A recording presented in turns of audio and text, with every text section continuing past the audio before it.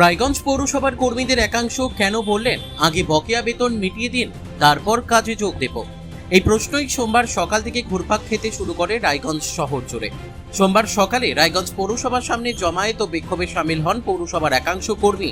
বিক্ষোভকারীদের দাবি কারো 2 মাস, কারো 3 মাস, কারো 4 থেকে 5 মাস পর্যন্ত বেতন বকেয়া রয়েছে। দীর্ঘদিন বেতন না পাওয়ায় চরম আর্থিক সংকটের মুখে পড়েছেন তারা। একদিকে নিত্য প্রয়োজনীয় দ্রব্যের লাগাম ছাড়া মূল্য বৃদ্ধি, অন্যদিকে পরিবারের চিকিৎসা, সন্তানদের পড়াশোনা ও দৈনন্দিন খরচ। এই অবস্থায় বেতন ছাড়া কিভাবে চলবে তাদের সংসার, এমন প্রশ্ন তুলেছেন বিক্ষোভরত কর্মীরা। নতুন সরকার গঠনের পর রায়গঞ্জ পৌরসভার প্রশাসনিক কাঠামোতেও পরিবর্তন এসেছে। দীর্ঘদিনের পৌর প্রশাসক সন্দীপ বিশ্বাস ও উপ পৌর প্রশাসক অরিন্দম সরকারকে সরিয়ে মহকুমা শাসককে পৌর প্রশাসকের দায়িত্ব দেওয়া হয়েছে। তবে কেন এমন পরিস্থিতি তৈরি হলো যেখানে মাসের পর মাস কর্মীদের বেতন বকেয়া পড়ে রইল, সেই প্রশ্ন উঠতে শুরু করেছে। বিক্ষোভকারীদের অভিযোগ, বিগত তৃণমূল পরিচালিত পৌর বোর্ডের আমল থেকেই বিভিন্ন ওয়ার্ডে উন্নয়নের ঘাটতি, নিকাশি ব্যবস্থার বেহাল দশা, রাস্তার দুরবস্থা সহ একাধিক সমস্যা নিয়ে সাধারণ মানুষ ও কর্মীদের একাংশ বারবার সরব হয়েছিলেন। তাহলে কি আর্থিক ব্যবস্থাপনাতেও ছিল বড় ধরনের গাফিলতি? প্রশ্ন তুলেছেন অনেকে। সবচেয়ে তাৎপর্যপূর্ণ বিষয় হলো, যারা প্রতিদিন শহরকে পরিচ্ছন্ন ও সুন্দর রাখতে অক্লান্ত পরিশ্রম করেন, সেই সাফাই কর্মীরাই এবার কাজ বন্ধের হুঁশিয়ারি দিয়েছেন। তাদের বক্তব্য, দীর্ঘদিন বেতন না পাওয়ায় সংসার চালানো কার্যত অসম্ভব হয়ে উঠেছে। বিক্ষোভকারী কর্মী বিজু জমাদার অভিযোগ করে বলেন, মাসের পর মাস বেতন না পেয়ে তারা চরম দুর্দশার মধ্যে দিন কাটাচ্ছেন। তাই বকেয়া বেতন পরিশোধ না হওয়া পর্যন্ত অনির্দিষ্টকালের জন্য কাজ বন্ধ রাখার সিদ্ধান্তের কথা তারা জানিয়েছেন। তবে প্রশ্ন থেকেই যাচ্ছে, কর্মীদের ন্যায্য বেতন কেন সময় মতো মেটানো হলো না? এই পরিস্থিতির জন্য দায়ী কে? আর নতুন প্রশাসন কত দ্রুত এই সংকটের সমাধান করতে পারবে? এখন সেই উত্তরই খুঁজছেন রায়গঞ্জবাসী। বলছি দাদা, কি নাম আপনার? আমাদের বেতন নিয়ে এসছে। কি নাম আপনার?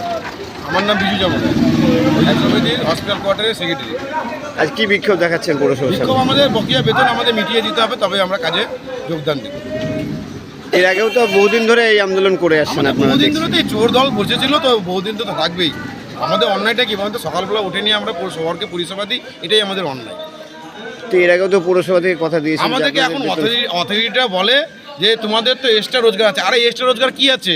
যারা রাস্তা ধার দিতে যায়, ড্রাইভাররা গাড়ি চালায়, এবং আমাদের যে সাফাই কর্মী তারা নোংরা ওঠায়, এই নোংরার থেকে যেটা দুই একটা যে জিনিসগুলো বেরোয় সেইগুলাই বিক্রি করে নিয়ে এক্সট্রা রোজগার করে এরা। আর ওরা যে চুরি করে, খাতা কলমে চুরি করে, সেইটা আর বলতে পারে না।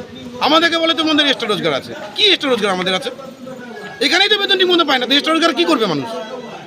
আপনাদের মূল দাবি কি? মূল দাবি আমাদের বকেয়া বেতন মিটিয়ে দিতে হবে, এবং আমাদের রানিং যে বেতনগুলো আছে সেই বেতনের আমরা এখনো কিছু বলছি না। আমাদের যেগুলো বকেয়া বেতন সেটা মেটাতে হবে। কতদিনের বেতন বকেয়া? আমাদের 7 মাস ধরে বেতন বকেয়া আছে। কতটা অসুবিধার মধ্যে পড়ছে? প্রচণ্ড অসুবিধার মধ্যে পড়ে আছি, যেহেতু এখন ছেলে মেয়েকে পড়াশোনা, টিউশনি, লাইনের বিল, মুদিখানা দোকান, বাজার ঘাট, কোনোখানেই কোনো কিছু হয় না। তো বারবার পৌরসভা জানিয়েও লাভ হচ্ছে না। বারবার পৌরসভাকে জানায়, কোনো আমাদের পদক্ষেপ নেয় না। এবং এখানটায় তো অ্যাডমিনিস্ট্রেশনের চেঞ্জ হয়। এর আগে ছিল যেমন মনে করেন যে চেয়ারম্যান, এখন বসছে এসডিও সাহেব। এসডিও সাহেবকে বলছি, উনি বলছেন 2 দিন সময় দাও। এরপরে হবে চেয়ারম্যানের ভোট, তখন বলবে চেয়ারম্যান এসে বসবে, আমাকেও 2 দিন সময় দাও। আরে সবাই কিছু সময় দিই, আমরা পেটে গামছা মানে কাজ করবো। পরবর্তী পদক্ষেপ কি হবে? পরবর্তী পদক্ষেপ আমাদের একটাই পদক্ষেপ, দাদা, আমাদের বকেয়া বেতন মিটিয়ে দিতে হবে, তবে আমরা কাজে যোগদান দিই। তা এখন আপনারা কাজে যোগদান না, দিচ্ছেন এখন আমরা কাজে যোগদান দিই। রায়গঞ্জ থেকে রামকৃষ্ণ দাসের রিপোর্ট, কুলিক নিউজ।